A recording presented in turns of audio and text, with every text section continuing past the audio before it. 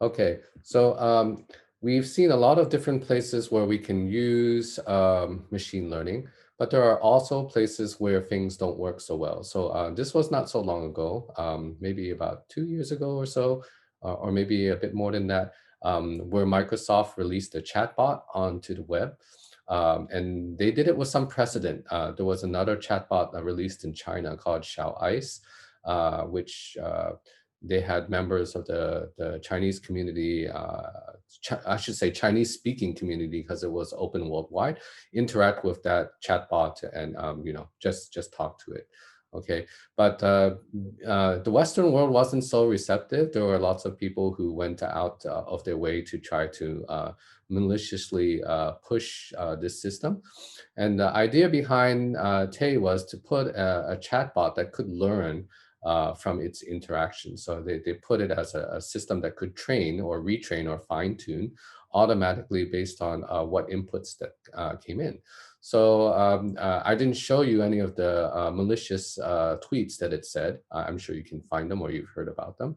But basically, there were a whole bunch of users out there from, um, anonymous forums that ganged up to send Tay lots of training data, shall we say, to make it biased. So it became anti-Semitic, anti-feminist, and basically a very hateful robot, right? It was just responding to data. So it's just looking at the inputs, looking at the patterns, and then trying to learn from that to decide what to generate.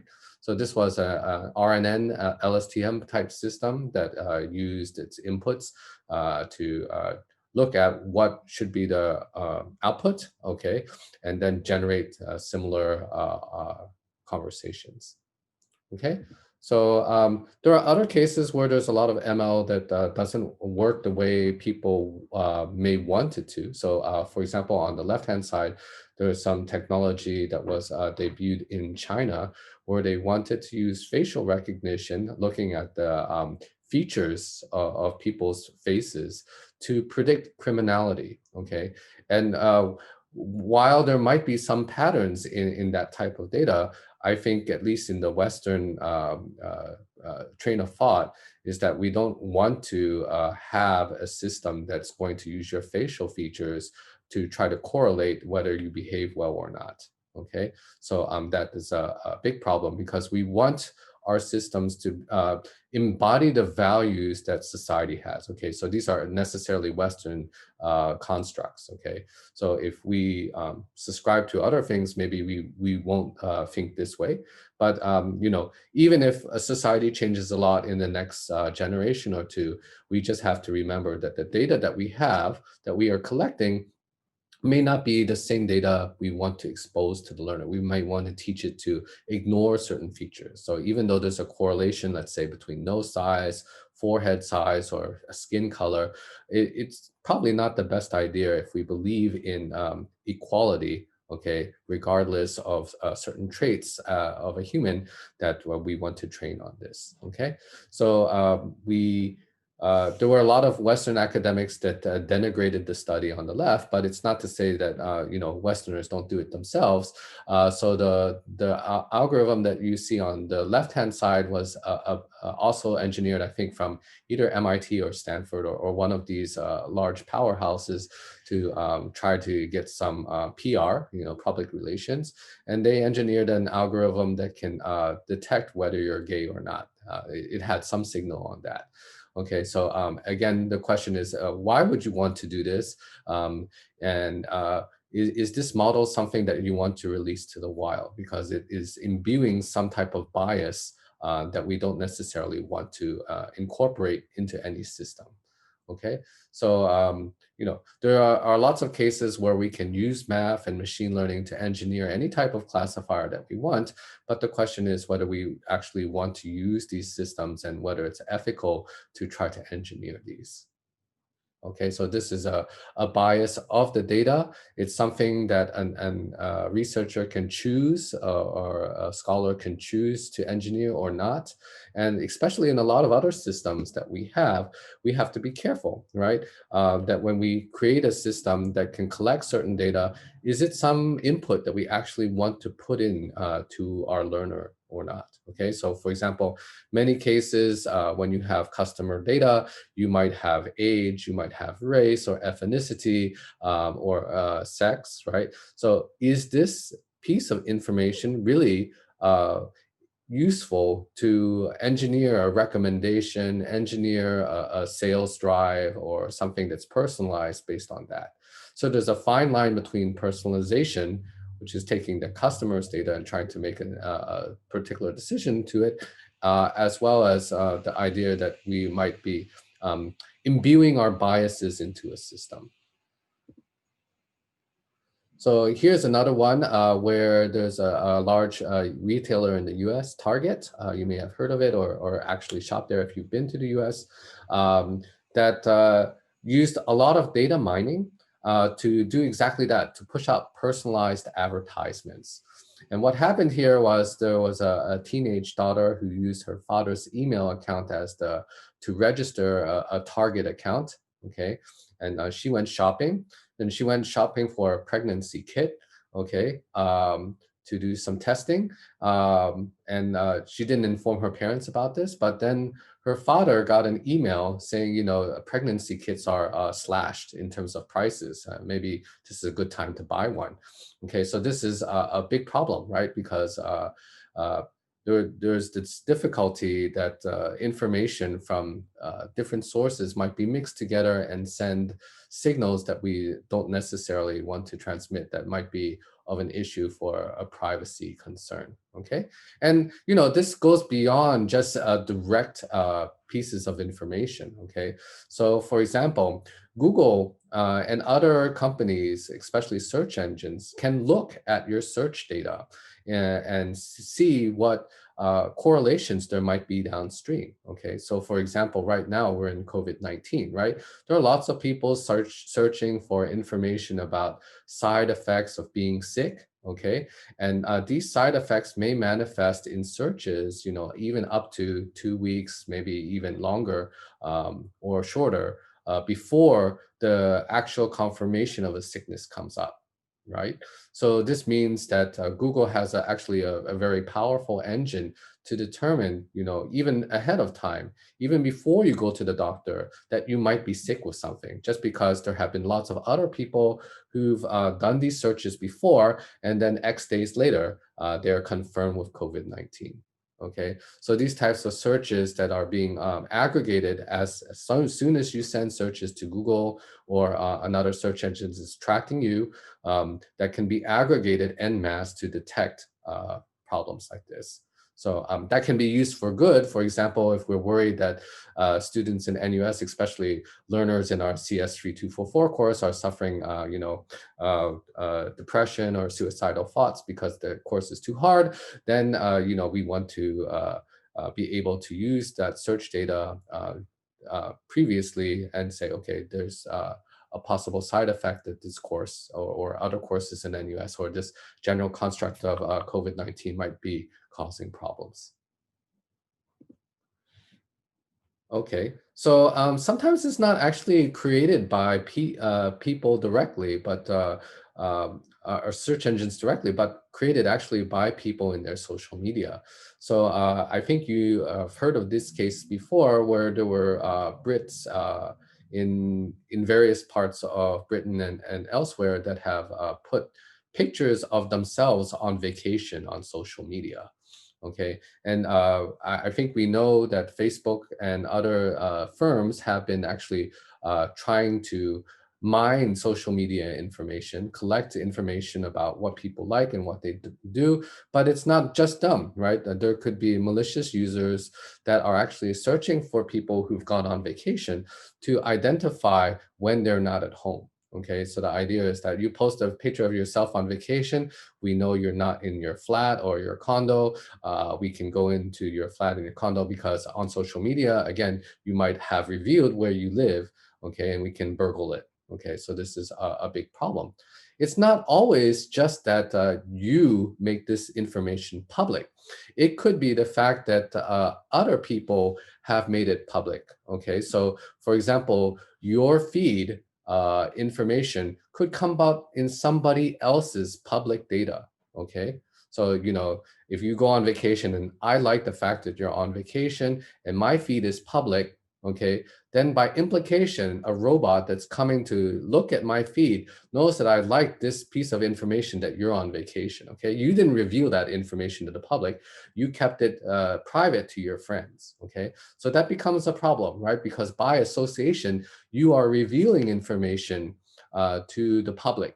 Okay, and that causes a big problem as well. So we have to be very careful about what we share. We have to be very careful also when we build platforms such as Facebook, such as WhatsApp, such as Discord, whatever, okay, that we make sure that information can't be overly maliciously used, and we have to be actively policing for this type of problem. Okay. A while back, also Facebook got into a lot of hot water in 2014, so over half a decade ago, for actually fiddling with the algorithm for doing their newsfeed. So if you're using Instagram or Snapchat or any of these services, typically you have more friends and more updates available to you than the algorithm can push to you at any one time. Okay. So the algorithm has to decide what is a priority to show you. Okay, so it's actually the algorithm that is doing the curation of what news to push you. Okay, and so Facebook actually carried out an experiment that would not pass a lot of ethical boards concerns. They wanted to check whether if they altered what news feeds go into users, whether their emotional state was affected. So instead of using the normal algorithm that it used to do recommendation, they fiddled with it. Okay, they sent in the normal fashion using A/B testing, which is to say you send a small number of users through some specific system, and you have a control group, the B group, which is just basically 99% of all other users. Okay, the normal users get the normal feed, but 1% of users were pushed, or a smaller set, okay, it says here about 700,000 users were sent through another system that actually sent them more negative content. So the idea was that they wanted to check whether people's emotional states were affected, right? So they tweaked the algorithm to use sentiment analysis, which I think some of you guys have used in your projects, to detect whether news stories that could have been propagated to people's news were positive or negative, and they decided to push the negative ones more highly.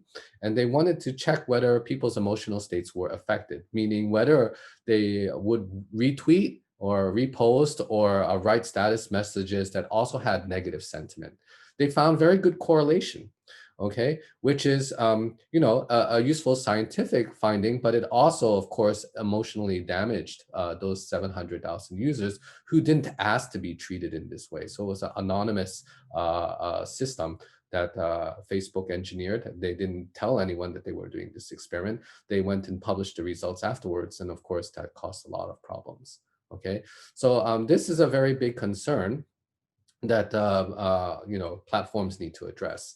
Now you can think about this even in the case of doing things like learning. Okay, so for example, in NUS we have teachers that would like to do experiments in their classes. Okay, so for example, pretend CS3244 is a laboratory, and we send half of the cohort through a certain type of teaching. Maybe we make certain resources available, and we don't make certain resources available to the control half. Okay, so there is an implication too, right? That if we do this type of experiment, your grades, your well-being might be affected, right?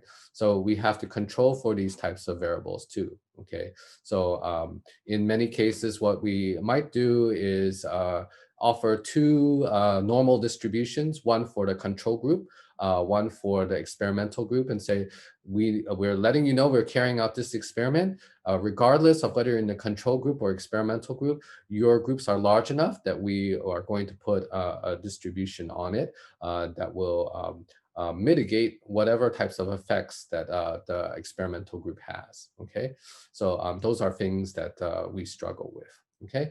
Now, even in teaching, you can think, well, the teacher is not always optimal. Like you can see this from all of your classes, including this one, right? That there are probably better ways of constructing the notes or interacting with students to create a better learning experience. So in some ways, we're doing an experiment right now, right? Because I'm teaching you as opposed to another lecturer, and the way I teach may not be gel very well with the way that you want to learn, and then another lecturer might be better. Okay, so you know when we think about doing experimentation, in fact, we are doing experimentations all the time. Whether we use a particular lecturer or a particular uh, set of slides to teach you, those are variables that we can control that you as a student unfortunately don't have control over, right? So you can't choose exactly which way you want the lecturer to teach for the most part. Okay, so this comes back up to the problem that teachers and Facebook came up with, which is that, we are giving these services to you, like Facebook is creating a newsfeed for you. What right do you have to demand that Facebook give you the optimal newsfeed? I mean, how do you decide that anyways? If I decide as a person in Facebook, a Facebook engineer, to send you messages in the newsfeed because it's my algorithm, I engineered this algorithm, this platform, and I deliberately give you less information or other information for my own good, okay, then what choice do you have? I mean, you signed the terms of service. You said, Facebook, you just deliver whatever messages that you want, okay? So there's this big divide about what you can ask, all right, and how much transparency can you get, right? If the algorithm for Facebook's recommender system was actually given to everyone, what does that mean? What could you do with it, and what type of guarantees can you give? Okay, so Facebook has to go through audits as well as other companies to show that individuals of different types of classes, let's say handicap or other challenged population groups, are not underserved by a particular algorithm. Okay.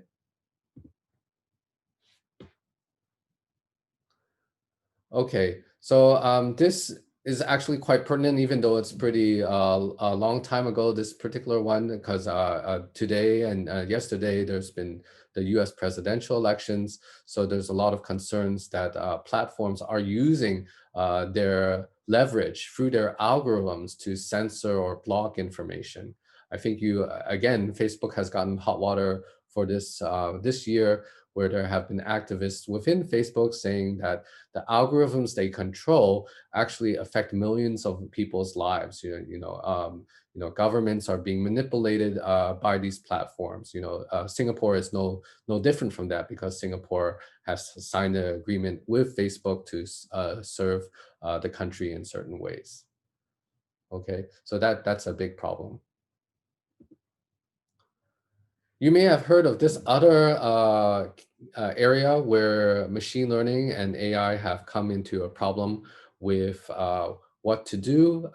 So when we have autonomous driving agents or any other system that's a decision system for deciding particular decisions that may influence people's lives, that becomes a problem that we have to try to understand and regulate, right? So this is called the trolley problem, where you have an autonomous vehicle, let's say a trolley, that is driving and has no choice but to kill somebody, right? Because maybe it's out of control, the brakes don't work anymore, and it has to decide. Okay, so who gives the moral authority for this algorithm to choose what to do? Okay, should it kill the people that are going straight, that are illegally crossing the sidewalk, or should it swerve and hit the other people? So it can depend on so many different elements, right? So you could say, well, there's a toddler crossing the street, so he has a life ahead of him, so we don't want to kill that person,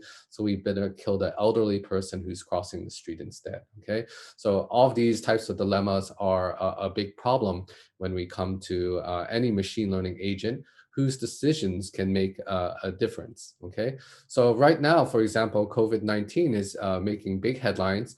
We're trying to use artificial intelligence intelligence and machine learning to diagnose and to test people and also predict the livelihood, right? Like how much damage is this person going to receive from COVID-19, whether their hospitalization stay would be a long time. And in certain places, let's say, for example, Italy or in Europe, where the amount of beds and medical supplies are limited to the extent that we cannot actually help everyone, right? Then we have this difficulty that we have to decide which person we're going to serve or not. Okay. So even though we can enhance in many ways the decision capability of physicians by using AI agents, ultimately, we still have to be transparent about that, right? So if we find out later on that a particular system to diagnose COVID-19 doesn't work very well on a certain subpopulation, okay, and then the AI system was actually used to make decisions about who to hospitalize and who to send to stay at home and to stay sick, that will become a major repercussion for society. So this also happens in the case of forward-looking predictive analytics. So sometimes we try to be helpful. Okay, so the idea here is that in the U.S. there were systems that had a limited amount of budget to send police to police certain areas. So the way they wanted to allocate the budget is for the maximum number of sorry, to lower the amount of crime in an area, okay, so that we could lower the number of police reports, okay, and to do this as a function of the amount of money that was being funded to a police department, okay. So police department talked with some AI specialists, and they got the idea maybe we can do predictive analytics. So if you've seen one of Tom Cruise's movies, I forget which one it's called, where they're actually, I think, yeah, it's Minority Report, okay, where they're actually trying to predict who is going to make a crime and in what areas that can lead to problems, okay? So in this case, what they did is they created software based on historical reports of which precincts, which areas had a lot of crime. And the idea was that we can lower crime by sending more police to that area. Okay, so what happened was not as expected. Okay, they did this and they actually sent more police cars to those areas, and they were able to arrest more people for petty theft and things of this sort. But the major crimes did not subside.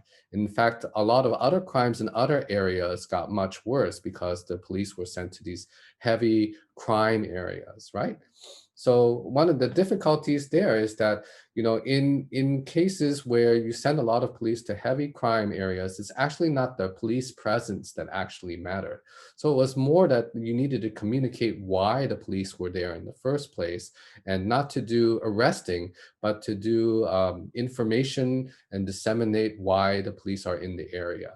Okay, so there was a big problem doing this type of policing because it led to even more underserved and overserved communities. Okay, so again, the algorithms that came up from this show that African Americans, people in certain zip codes, were unduly harmed by this. Okay, now to make it clear, in this type of case, people knew not to use age, race, skin color, and sex as inputs to the algorithm, okay? But they did use something that was, at first, not seemingly biased, okay? They used postal code information, okay? So the postal code information, unfortunately, highly correlates with race, okay? It highly correlates with poverty, okay? So when they use postal code information, because of course they needed to send people to different areas, what they found is those communities that were ethnically majority African American and lower income had more crime. Okay, and they decided to use this as a basis for sending police to those areas. Okay, so many times, even though you have explicitly noted that you don't want to use certain variables, okay, for example, race or ethnicity or gender, sometimes whatever proxy information that you use can convey that because it's highly correlated. Okay, so even in Singapore, there are certain areas where there's lots of condominiums and higher medium income. Using postal codes might actually give that type of bias as well. Okay, so we have to be mindful of that when we use the system to decide whether or not that makes sense as input, whether we want to capture that data and whether it's actually going to serve our community properly. Okay, so the exercise that we ask you to do in Collab is to think about your particular project and any one of these different things that we talked about, right? In the fact that if we gather data in a indiscriminate manner, that we can bias our models. So that was the first one, okay? But that there could be data bias. There are even our nice data that we collect that might be homogeneous. If we pay attention to certain pieces of activities, we might have underlying or incomplete information that we are sending to our models that we actually don't want to model, okay? We have difficulties with privacy by association, where information that's coming from one user might leak into another user's feed or damage the information spread in some way. We have the problem of platform leverage, where if you have a large system like Grab or I don't know, Food Panda or whatever, these systems have collected enough data that if they use it in a particular way, it could be helpful to the community and in general. But it could also be that by serving their own needs, they actually underserve certain communities that need to be served better. Okay, so for example, if we want to maximize profit on Grab, okay, maybe we want to serve the rich communities with a faster quality of service time than other communities that are poor.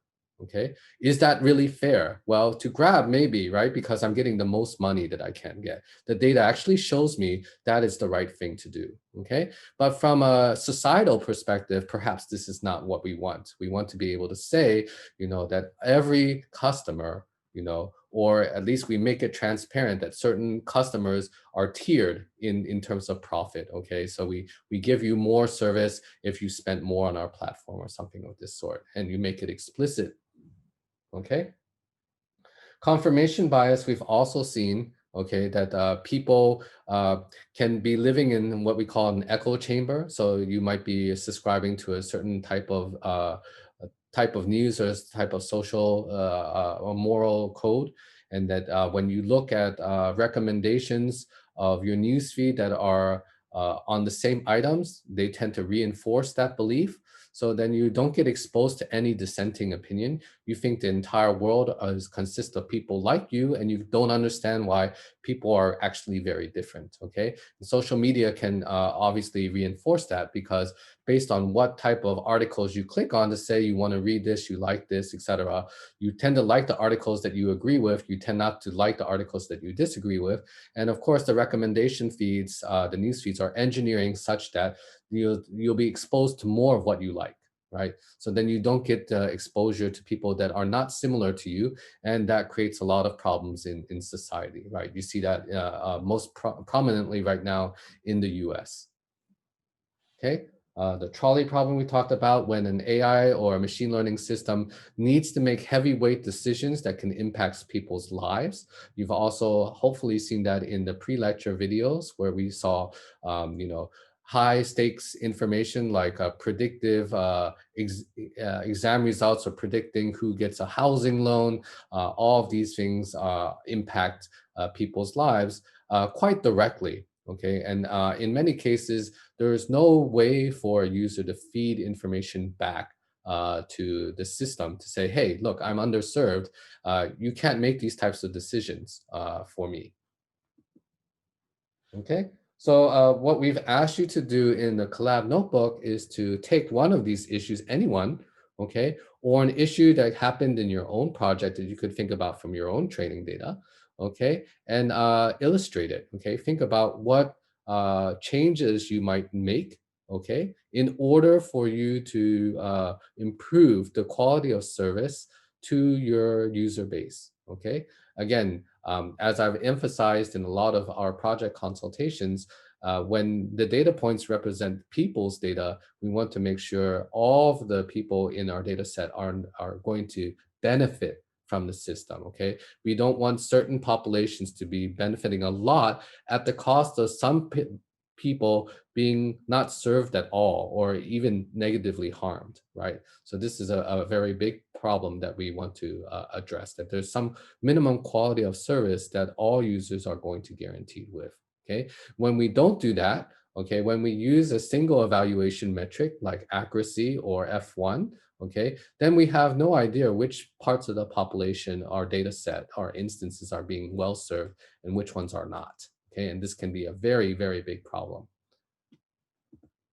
Okay, so there are a number of other slides that you probably have gone through before from IS or CS 1103, Computing in Society. So I'm going to skip over those, okay, just to make it clear that, in fact, the most important thing that you can get from this course is not just an understanding of machine learning from a mathematical point of view, but also when you're demanded to, in the workplace, to engineer a learning mechanism or a machine learned model, that you should take into account, okay, these factors, because many times we will be asked to optimize profit or optimize a business objective, okay, and that, without thinking about it, sometimes we'll just throw in all of the features and see that the model does very well, okay, but we need to ask ourselves, are we actually harming ourselves because certain parts of our population, our user base, are not being correctly served. Okay, they're being punitively punished by the model for optimizing on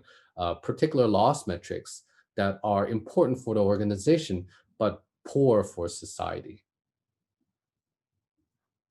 Okay, so that is really one of the concerns that we have in terms of the parts that current research in machine learning and AI is really looking forward to. Okay, that we want to make sure that algorithms for fairness and transparency are a part of what we can do. And actually, there's a very large growing field of machine learning now, looking at that from the algorithmic point of view, the idea that when we optimize, we're always optimizing against a loss function, right? So all it means that in some ways is that we put inside of our loss function some other mechanisms to check that all of our populations are well served. So for example, a very simple idea that has been taken up is to say that, you know, we want to make sure that all of the different data points, their accuracy does not suffer unduly. Okay, so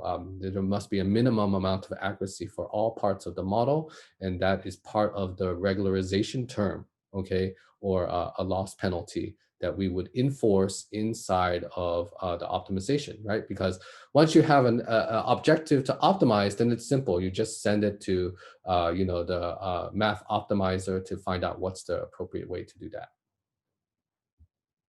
Okay, so I'm gonna quickly stop there for a second before we get to the bias part, and I'm just gonna check whether we have any questions from any of you.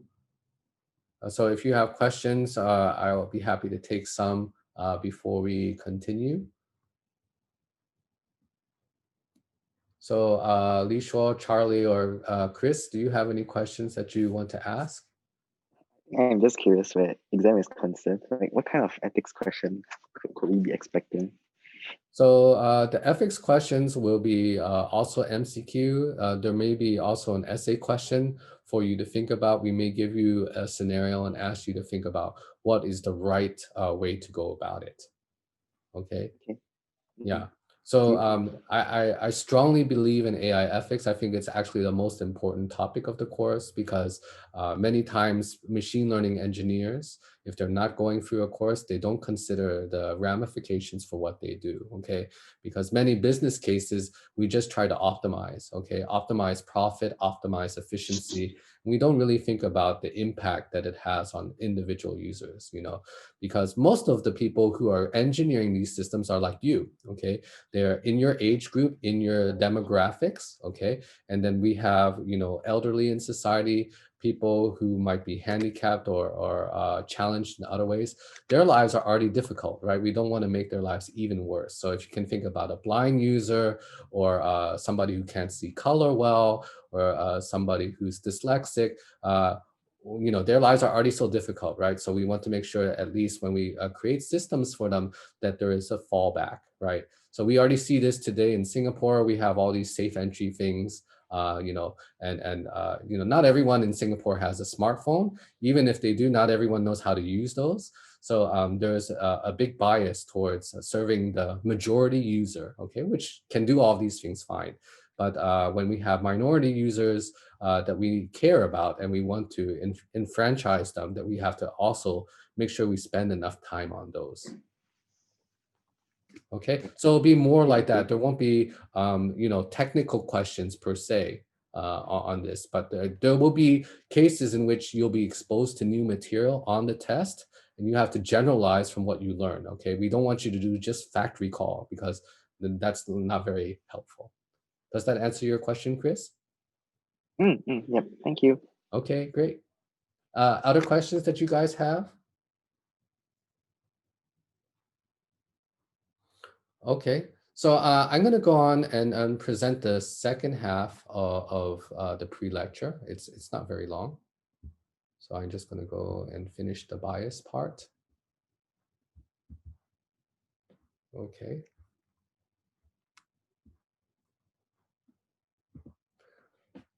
So when I ask you to look at this picture on the right, tell me what you see. Okay, and there are some responses that you see on the left-hand side. Most people will say, I see bananas, or I see bananas in the store or on the shelf, or maybe some of them have stickers. Okay, but is that what we want to think about? Okay, so what about this picture? What do you see? Okay, so yeah, like you said, yellow bananas is not something that most people would say, because the default is that bananas are yellow. Okay, of course in Singapore you have red bananas and green bananas, so that might be less a blind spot for people. Okay, but when we think of stereotypes, we don't usually think about characterizing all of those things, right? And so that becomes a problem, because when we have the data and we don't think about the biases it represents, we might not think about the consequences of that bias. Okay, so we saw a couple of examples for them.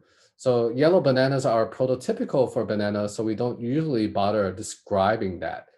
Okay, that happens in a lot of things. So especially when you think about, natural language processing, most people think about English, okay, because, well, those are where the research papers are published and other things. So we might not even bother stating that this model or this particular technology for language processing might not be suited for other languages. It has to be working with English. Okay, so this leads to the same types of problems that we have in this type of riddle here, right? So you saw this in your pre-lecture as well. A man and his son are in a terrible accident and are rushed to the hospital in critical condition. The doctor looks at the boy and exclaims, "I can't operate on this boy. He's my son." Okay, and because most people will think of a doctor as male, just by default, just by gut reaction, they wouldn't have thought about the possibility of a female doctor. Okay, and in fact, that extends to our bias. When we tend to describe a doctor, prototypically, people will think of a male doctor. So you don't necessarily qualify that the doctor is male, right? Because, well, that's the prototypical example. But you would qualify in many cases that the doctor is female, because that is a distinguishing feature for some people, right? So this is not actually just a problem for men and women, but also for feminists or people who are very well aware of these types of biases will still do this type of behavior. Okay, so even though people perform that way, we want to make sure that when we carry out our machine learning, that it's sensitive, that we're aware of these biases, and that we try to engineer our systems to cater to do this properly. Okay. So this happens in NLP, as I think you know from a lot of discussions in this course. I do a lot of NLP research in my group. So, for example, if you were to look at all of the news articles that we have in the Straits Times and Today News Online, etc., you will see words, right? And many of those words are verbs. So, if you just study the frequency of verbs that come on news articles, you would say that people generally speak a lot, they laugh a lot, and they kill each other a lot. Okay, but normal things that we do as people, like blink or exhale, very few mentions of these. Okay, so if you were to characterize the human race based on what is actually seen in news reports, you would be completely wrong, right? Because a lot of the everyday things that we do, like breathe, walk around, they're not going to be categorized in these. They're not newsworthy, right? They're not surprising. Just like in the same way that we would think a female doctor is surprising, but a male doctor is not. Okay, or yellow bananas are not surprising, but red bananas are. Okay, so for this reason, we have bias, right? When we gather data, okay, let's say from a news source or from other places, we will end up with inherent bias. Okay. And much as we saw in the first part of our lecture, the first step is to realize that. And the second step is to do something about that. Okay. So this comes in the model that you can think about that many of our machine learning systems participate in. Okay. The first step is we collect training data, right? So when we collect training data from a source, that source might be biased, right? Okay. So we need to make sure that when we collect the training data, that we are aware of the origins of this data. We have to think about whether all of the data is to be used, okay, whether we want to throw away parts of it. For example, information about certain columns, for example, the sex or the postal code. Maybe those are things that are correlated with features that we don't want the model to pay attention to. So we're going to mitigate it, okay? Then we are going to train our model. So depending again on what type of information we use for training, for example, using a loss function that might be better engineered, okay, then we can try to undo some of the biases that we have. Okay, so putting in the loss function, this guarantee that certain communities or every community is served with a certain quality of service. Okay.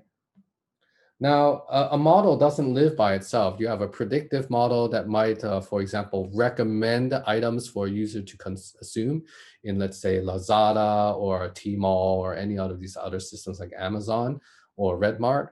Okay. So it's sitting in an ecosystem with other things. Okay. How do those other things, again, reinforce that bias or perhaps mitigate it to that extent? So we shouldn't be looking just at this part of the framework where we're just thinking about the model, but also the environment where it lives in, okay? And then how does that impact things? Like, for example, if I have a machine learning model for housing prices, okay, and then I offer that to a user, how does that influence the way people are going to be served, right? If you tell somebody that they can't afford a house or, it's out of their price range and you don't give them avenues to figure out how to make it within their price range or to suggest alternatives, then we're not serving our users appropriately. Okay, so people see that output, they act on that output, and many times, and not always, okay, it feeds back. So this is the good part, okay, when it feeds back and it aggregates more data. Some platforms do that very well. For example, if you go to an e-commerce engine, you are building up your profile about what information you are exposed to. okay?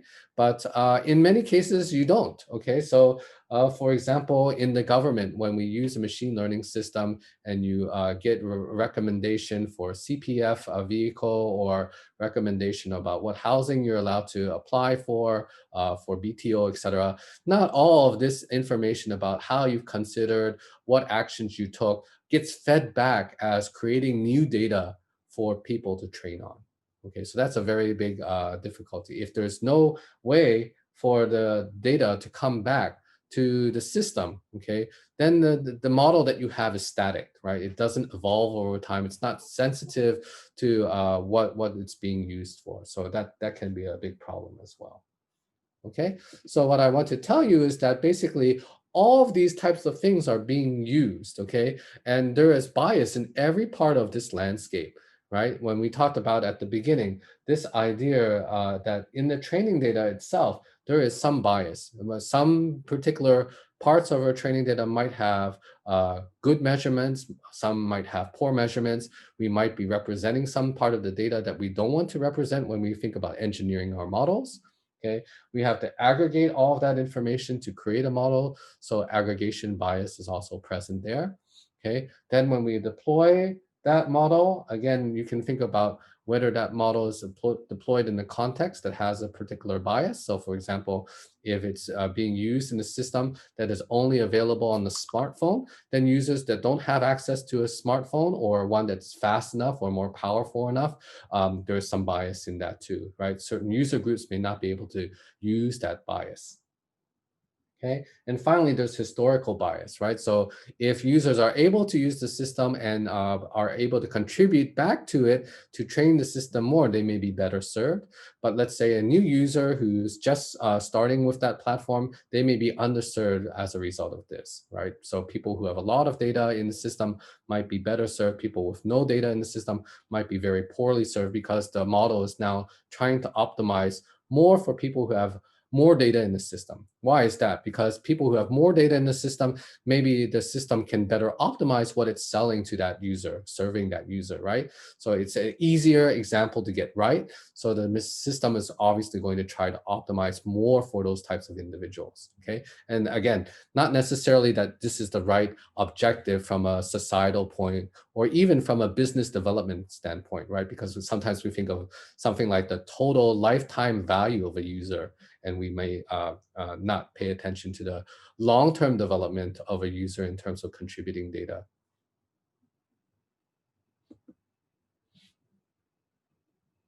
Okay, so yeah, this last part is very important, right, which you just hit upon, which is that the bias data created from this process becomes the new training data. So in the case where we saw maybe about 10 slides ago of predictive policing, let me see what I can zoom back to that one. I think it was even before then. Okay, yeah, this one, okay, where we talked about predictive policing. What did the police department discover? Okay, they sent cops to an area where there was a lot of crime, and guess what? They arrested more people there. Okay, and what did that mean for the algorithm? Well, it's a predictive algorithm. It was an online system in the sense that it got more training data. They recreated that model, and they found that actually they want to spend even more budget sending policemen to those precincts. Okay, so to those areas, okay? So you can see what's happening is that bias is getting reinforced even more. And there's a lot of unequal quality of service. You know, certain neighborhoods don't get any police cars or any patrol. And actually there's other crime that's undetected in those areas that just don't go reported. Whereas that in the areas that were heavily policed, everything, even very minor things like crossing the sidewalk at night or jaywalking, things like this that you would normally not think of something that needed policing, tend to be policed because there were just so many police there. They were picking on things that were not important. They were not looking for capital crimes, you know, burglary, assault, rape. Okay, they were looking for petty crimes because those were the ones that they could find. So it's a little bit like the drunk coming out of the bar looking for their keys for their car underneath the streetlight because there is light there, right? And not because it is where we want to find the capital crimes. We want to be able to lower the risk of in society of important crimes. Okay. So let me jump to, let's see whether we can get to the right part. Okay, so we're back here. So there are lots of different types of bias. So as you revise for this particular topic, I would ask you to look through what Google has given in their crash course for fairness. We've talked about some of these here. So again, you can have this link handy if you're going into the exam so that you can reference it on the fly if you'd like. Okay, it's just important to understand the types of biases. Okay, read about them so that when you are called in your internship, in your full-time job to use machine learning, I would hope, okay, that you spend a couple minutes thinking about, could the engineering of a machine learning system using the data that I'm provisioned with manifest some of these biases? And the answer is almost always yes, okay? And the question to you is, now that you understand that, what types of means or methods should I enact to counteract that if it is appropriate? Sometimes it's not, okay? Just knowing that there's a bias there is helpful.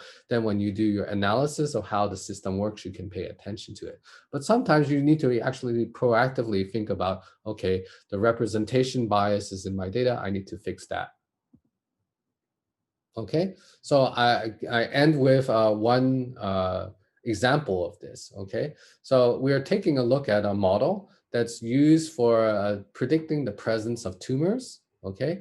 And they decided to use a validation set of 1,000 patients, okay?